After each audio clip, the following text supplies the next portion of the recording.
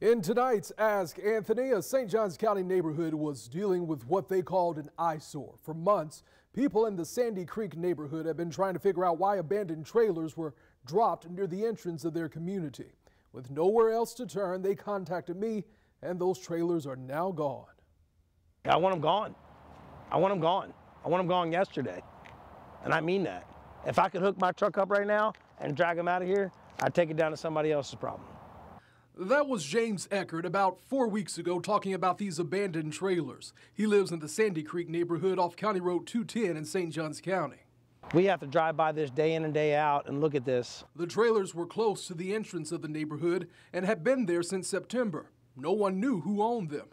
Thank you for coming out here and seeing our eyesore.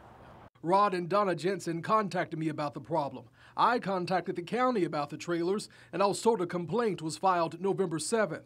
The property owner is listed as Durbin Creek National LLC, which is connected to Gate Petroleum. I was able to get someone from Gate on the phone.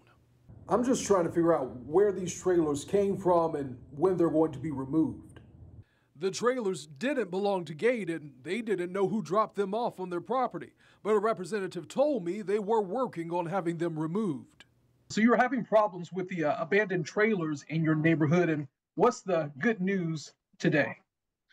They've been removed. They've been torn apart, put in the big dumpsters, so I'm glad they're out of here. As of last week, take a look for yourself. The trailers are now gone. Multiple people in the neighborhood reached out to me that they were happy to see them go. They're very appreciative, Anthony. We really appreciate what you all did to get our problem solved and get those trailers out of here.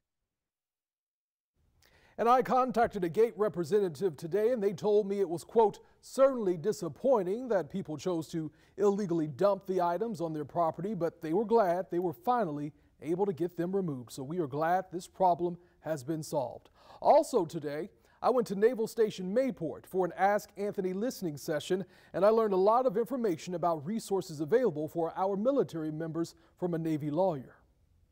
I've worked with a lot of retirees that there's a lot of scams that I think really target elderly populations, and so we've had a number of retirees who have come in and people are trying to scam them or taking their credit cards or just really get them into a bad financial situation.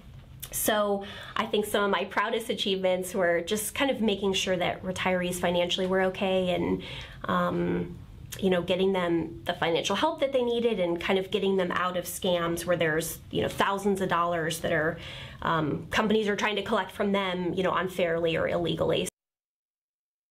And for all of our active duty service members and veterans, I will have more about what resources are available for you later this week. Remember, if you have a problem you just can't solve, email me at askanthony@firstcoastnews.com.